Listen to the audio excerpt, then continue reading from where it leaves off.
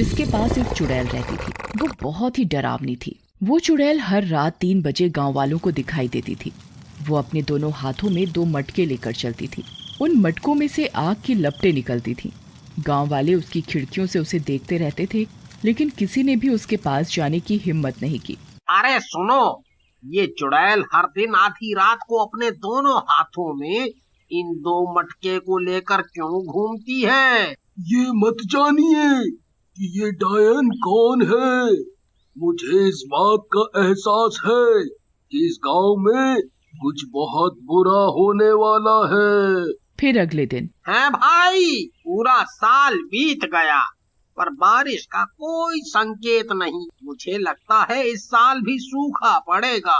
भाई, ऐसा लगता है ये उस मटके वाली चुड़ैल के कारण हो रहा है। वो हर रात गांव भर में अपने दोनों हाथ में आग से भरे 2 मटके लेकर जाती है। मुझे लगता है इस वजह से इस गांव में सूखा पड़ रहा है। आप सही हैं भाई, पता नहीं कब हम इस चुड़ैल से छुटकारा पाएंगे। चलिए भाई, देर हो रही है। फिर वो दोनों गांव वाले कुएं से पानी लाने के लिए लालची व्यापारी के घर जाते हैं। जो भी गांव वाला देरी से आता है उसे बड़ी लाइन में खड़ा होना पड़ता था। क्योंकि गांव में सूखा पड़ चुका था तो वो लालची व्यापारी गांव वालों को ज्यादा पैसों में पानी बेचता था। उस लालची व्यापारी के पास एक बहुत गरीब गांव वाला जाता है। ओह व्यापारी जी, मेरे पास आज पैसा नहीं है। मैं कल इसके पैसे दे दूंगा। आप मुझे कुएं से पानी लाने दो। ओ, यहाँ से चले जाओ, किसी को बिना पैसे के पानी नहीं मिलेगा। पहले पैसा दो और पानी ले जाओ। उस व्यापारी ने लालच की सारी हदें पार कर दी थी। एक दिन उसकी पत्नी सुनीता ने उस व्यापारी से इस बारे में बात की। सुनो, इस साल गांव में बहुत सूखा पड़ा है। हमें गांव वालों की मदद करनी चाहिए। हमें अपने कुएं के पानी के लिए उनसे पैसे नहीं लेने चाहिए। तुम क्यों ग्रामीणों के प्रति इतने दयालु रहती हो? जाओ और अपना काम करो। ये समय पैसा कमाने का है और मैं इस मौके को अपने हाथ से गंवाना नहीं चाहता। ठीक है, मैं भी इस घर में तुम्हारे जैसे लालची आदमी के साथ नहीं रहना चाहती। मैं जा रही हूँ अपने मायके। तुम जहाँ जाना चाहती हो वहाँ जाओ, मुझे कोई परवाह नहीं है। और सुनीता उस लालची व्यापारी को उसकी आदत के लिए छोड़ देती है और गुस्सा होकर अपने मायके चली जाती है। पर इस बात का व्यापारी को कोई दुख नहीं होता। वाह वाह वाह वाह वाह वाह, अब सही है। अब ये सारा धन मेरा हो जाएगा, मेरा। फिर अगले दिन गांव वाले पानी लाने के लिए कुएं पर खड़े हो गए। सामने एक साधु बाबा लाइन में खड़े थे। उस साधु बाबा को देखकर लालची व्यापारी उसके पास जाता है। देखो बाबा, इस कुएं का पानी मुफ्त नहीं है, इसके लिए आपको भुगतान करना होगा।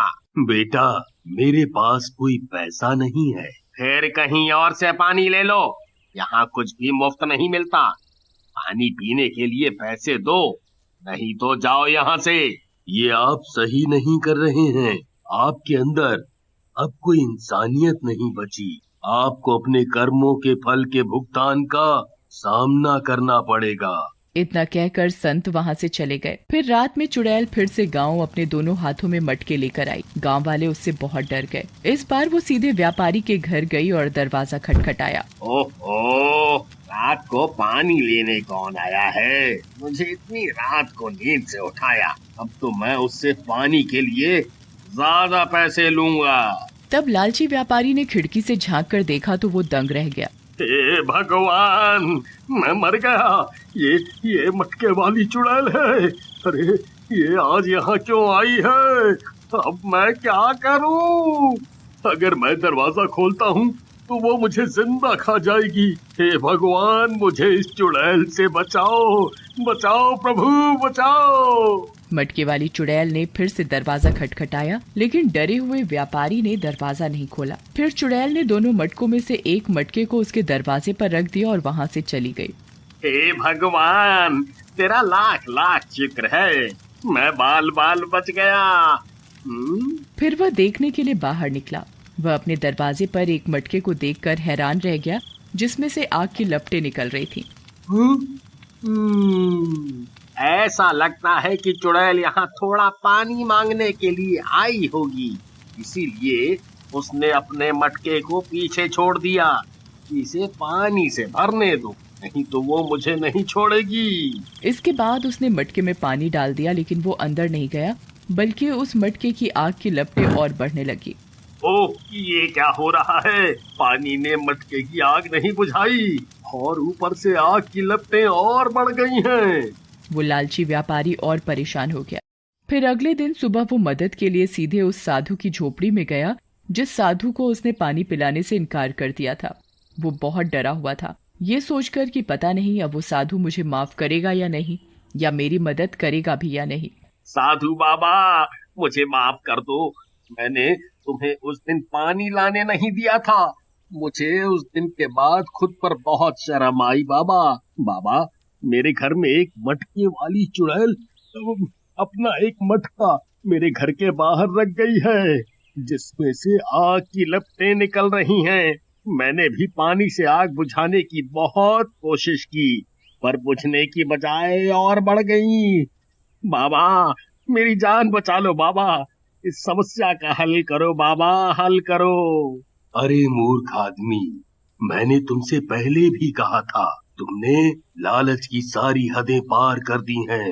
अब तुम्हारे अंदर इंसानियत नहीं बची है, इसलिए चुड़ैल ने तुझे भूत लोक का मुखिया चुना है और उसने तुझे एक बुलावे के रूप में वो मटका दिया है।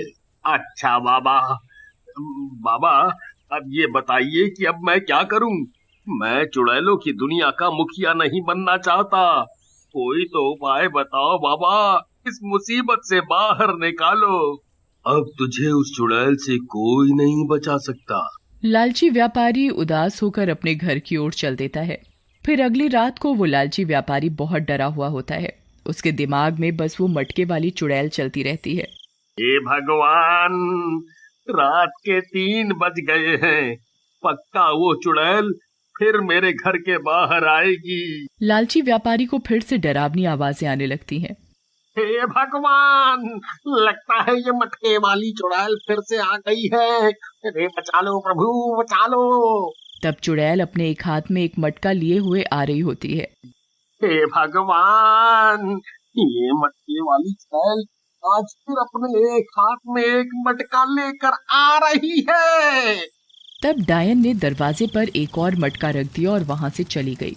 अरे राम, उसने यहाँ एक और मटका रख दिया है। हे भगवान, अब मैं क्या करूं? अगले दिन पूरे गांव में व्यापारी के घर में मटके वाली चुड़ैल की बात चल रही थी। अरे भाई, तुम्हें पता है कि चुड़ैल व्यापारी के घर पर 2 मटके छोड़ गई है। हाँ भाई, मैंने सुना है और जाके देखा भी है। वहाँ कुएं के पास 2 मटके पड़े थे। कोई ग्रामीण 2 दिनों से पानी लेने नहीं आ रहा है। अब मैं क्या करूं? कैसे कमाऊं पैसे? इस चुड़ैल ने मेरे व्यवसाय को नष्ट कर दिया है। उसने फिर से मटके की आग को शांत करने की कोशिश की, लेकिन आग की लपटें और बढ़ गईं। हाय, मैं मर गया। ये आग और भी बढ़ गई। अब क्या करें? क्या करें? फिर रात को घबराया व्यापारी खिड़की से बाहर देख रहा था और उसने चुड़ैल को आते देखा। फिर अगले दिन उसकी पत्नी सुनीता चुड़ैल के बारे में जानकर वापस आ गई। सुनीता, तुम इतनी अच्छी हो कि तुम वापस आ गई। मैं एक बड़ी समस्या में फंस चुका हूँ। वो चुड़ैल मेरा पीछा कर रही है। मुझे क्या करना चाहिए? मुझे कुछ समझ नहीं आ रहा। मैंने तुमसे पहले ही कहा था कि तुमने अपनी सारी हदें पार कर दी हैं। ये तो होना ही था। लेकिन मैं अब सही रास्ते पर आना चाहता हूँ। कुछ हल बताओ कि मुझे अब क्या करना चाहिए। तब उसकी पत्नी ने उसे समझाया और उन्होंने अपनी सारी फालतू संपत्ति, कपड़े खरीदकर गांव वालों को दान कर दी और तो और पानी भी मुफ्त में देना शुरू कर दिया। अरे गांव के मुखिया जी, ये वो सारी दौलत है जिसे मैंने गांव वालों से कमाया है। मुझे अपनी गलती का एहसास हो गया है। कृपया इस धन को गांव वालों के बीच बांट दो। सुनीता, मैंने सारा पैसा गांव वालों को प्रदान कर दिया है। अब मेरे दिल में कोई डर नहीं है। मैंने गांव वालों से ये तक कहा है कि वे इस कुएं से जितना मर्जी मन चाहे मात्रा में पानी ले सकते हैं। मुझे तुम पर गर्व है, तुमने इतना अच्छा काम किया है। फिर रात में मटके वाली चुड़ैल ने व्यापारी के घर पर दस्तक दी। अरे सुनीता, देखो ना, वो मटके वाली चुड़ैल फिर से आ गई है। अब तो मैं सुधर भी गया हूँ। आपने अपनी गलती सुधार ली है ना, अब आपको डरने की जरूरत नहीं है। इतना कहते हुए सुनीता दरवाजा खोलकर बाहर चली जाती है। ओ चुड़ैल, अब तुम्हारा यहाँ कोई काम नहीं है। मेरे पति, अब तुम चुड़ैलों की दुनिया के मुखिया नहीं बन सकते। अब तुम कहीं और जाओ और किसी दूसरे बुरे व्यक्ति की खोज करो। तब चुड़ैल अपने दोनों मटकों को अपने दोनों हाथों में लेती है और अंधेरे में कहीं गायब हो जाती है। तब गांव मटके वाली चुड़ैल के कब्जे से हमेशा के लिए बाहर हो जाता है।